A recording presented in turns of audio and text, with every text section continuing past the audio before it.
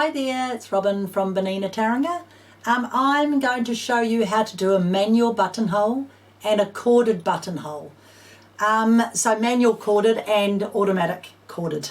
So the two different feet I have here is the 3 foot or the 3C foot for the bigger machines and the 3A foot. So a lot of you will recognise either of these feet.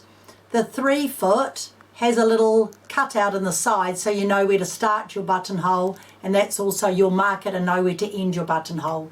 Whereas this foot, it has a little guide down the side, so when you've measured your buttonhole you can put that down there and you know where to start and stop your buttonhole. So both do the same job, but this one's fully automatic. Okay, so I mark my buttonholes with my sewing gauge, and I realised this week when I was teaching my group of ladies that not a lot of people do that. I don't know what they do, but they don't use this, and this is fantastic. It has a little cutout on the sewing gauge, and that little cutout will be the allowance for your bar tack at the top of your buttonhole and the bottom of your buttonhole. So what you do is you get your button, no matter what size it is. I've got a big one so you can see it, and you slide this little gauge down. You put your buttonhole so it's butted up against that guide at the top, at the little cutout, and you push the bottom bar up, and that there is going to be the size of your buttonhole. So your buttonhole will be from the top now to that mark. Okay, if it's a smaller buttonhole like this one here, you'll put that in there and you'll slide your gauge up. Okay, like that, and that will give you your buttonhole measurement. All right, so if this was my garment front, I would lay my garment front down. Usually in your pattern it will tell you how far apart to do your buttonhole, so you'll mark them. So say I'm going to do it here, I'll do them 8 centimeters apart. I'll do my next one here, and I'll do my next one there, and I'll do my next one here, and there's my marks. Okay, now back in the day you used to measure 1.5 from the folded edge to start your buttonholes. We don't do that anymore. We do it 1 centimeter. So from the folded edge of your garment would be your start point for your buttonhole, and you'd mark them down like this. Okay, so you'd have these marks. So you'd have the mark where you're starting your buttonhole, where you're sewing your buttonhole if it's this way, the start where you're sewing at the start where you're sewing. That's all you need. But if you're doing a manual buttonhole, you'll need to know that length of your buttonhole. So we'll use this for argument's sake. Put this on here, measure it up. My buttonhole will be 2.4 long. So if I'm doing a manual buttonhole, I will mark from the start of my buttonhole. I'll mark it so you can see it. From the start of my buttonhole to the end of my buttonhole, and that's my manual buttonhole, from there to there, and that will fit my button. So I'm going to use my 3C foot here, or you can use your 3 foot. I'll put purple thread on so you can see it, and you can use different cords to use for your buttonholes. So this one's a thicker crochet cord. I could use a number 8 pearl cord, and that would give me a finer corded buttonhole, but I'm going to use this thicker one today to give you a really good look at how it can be raised up. When do I use corded buttonholes? Well, believe it or not, I personally use them on fine sheer fabric and on really thick fabric, so one extreme to the other. On the fine fabric I would use my number 8 pearl cord, and it would strengthen my buttonhole because fine fabric has a tend to move. And on a thicker garment I would be making this thicker one, so that's a really strong buttonhole. Okay, so I'll just get a piece of cord, and on my manual foot it hooks over the bar at the front, and it just feeds evenly on the feed at the back. Okay, so I'm going to put this foot on, and I just put my thread down through my foot, put my foot on, so everything's ready to go. Put my foot down. I'll just put my foot down to start off with. Now on the screen I'm just going to actually go back to straight sewing so I can show you. So on the screen the first thing you do is you select the foot. So I've got my foot down here, but how I did that, I went 0 to 9 and went 3, and the different 3 series feet come up, and I'm going to select 3C. Okay, so I've selected my foot.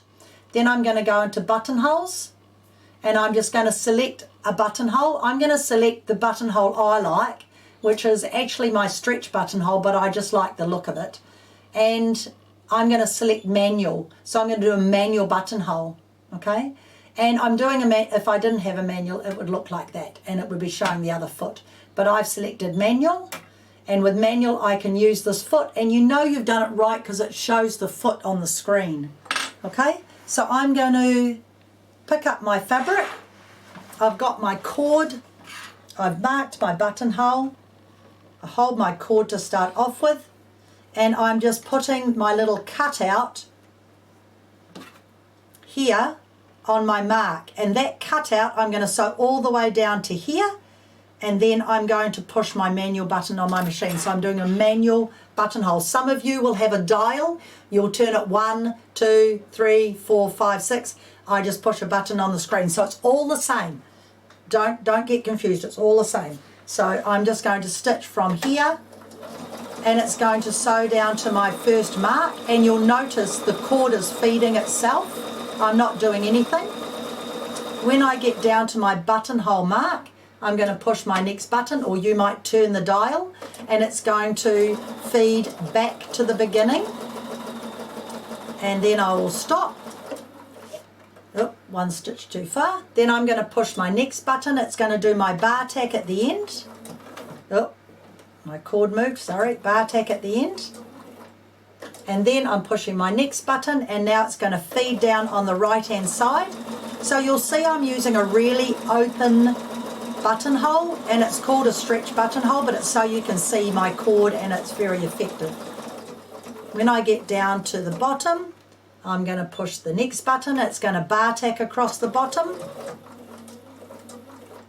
And then the last one is going to stitch and secure. Then I'm going to cut it. Now, you've got cord down here and up here. You want to pull this cord so it's flush with your buttonhole. So what you do is you just grab your, let's cut those threads so you can see. Just cut my purple thread there and there so you can see me pulling the cord. So here's my cord. I just separate that. And I'm just pulling one side. You'll see it come down. And you just pull it so you cannot see the cord there. And then you can simply, because you've pre-shrunk these, they're not going to shrink anymore. You can just cut them as close as you can. And that will disappear into your buttonhole. And it's a lovely raised corded buttonhole. And that's how you do a manual buttonhole. All right. Now to do an automatic buttonhole, you do the complete opposite. When you cut your cord and you fold it in half, you loop it, don't twist it, loop it over the back of your foot. Here, there's a little loop over the back of the foot. You bring your cord down, you separate it at the front there, so the cord is completely feeding itself, and then you hold this, there's a little,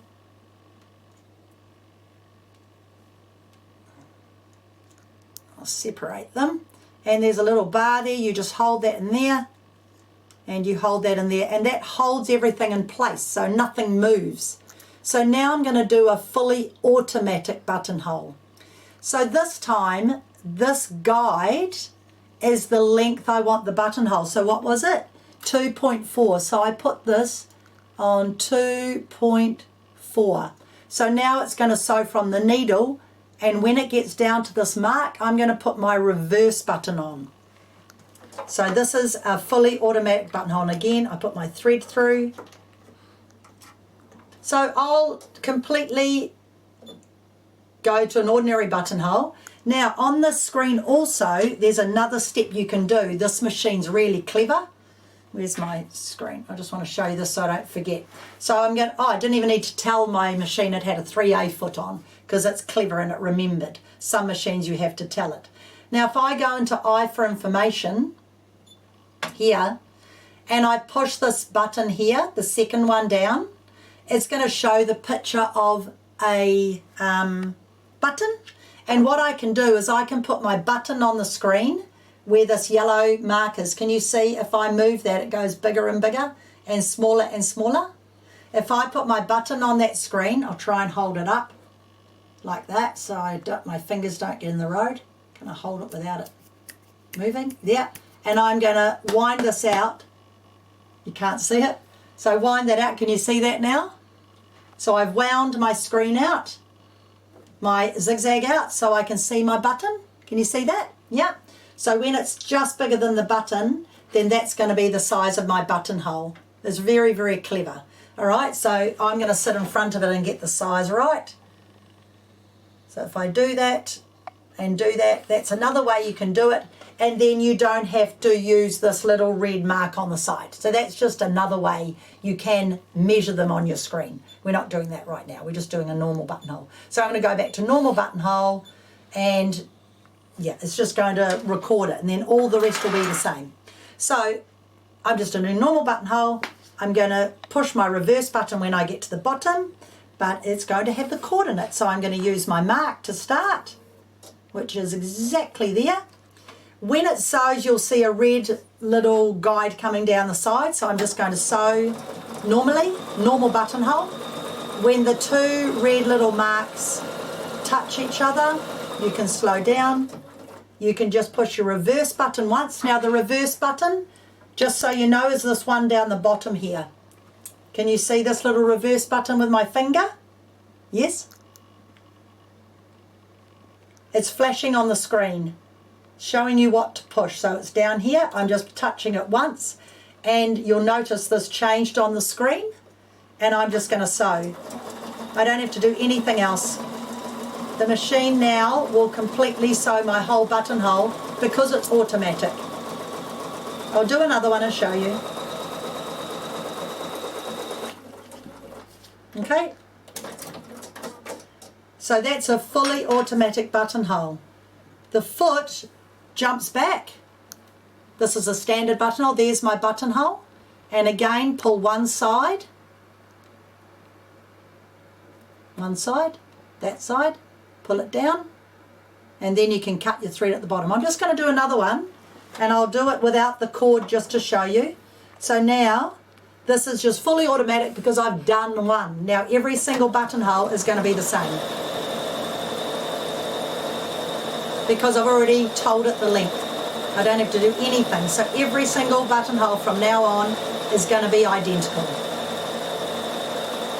But just so you can see the difference between your corded and not corded, it's quite amazing. So I'll cut the thread so you can see it. And until you do it yourself, you will not believe it. So this is a corded buttonhole and this is a non-corded buttonhole. Isn't that amazing? So it's not hard to do. And this one is the stretch buttonhole with a cord in it. I really like that stitch. So there are so many different types you can do, but I just wanted to do a quick video on those because they're amazing and they're easy and your machine can do them. Okay? So there you go. So there's your two different buttonholes with your two different feet because not all of you will have a manual foot. Why do I ever use a manual buttonhole? Well, you know when you do the top of a blouse, it can be very, very thick and your corded buttonhole is quite heavy and it can get stuck. That's when I do a manual buttonhole. So I do use both feet. So those are those 2 feet. Right, so that is all there is on corded buttonholes. So I hope you do give them a go. I find them really, really nice and I do use them, like I said, on fine fabric or heavier fabric. So give it a go. It's fun.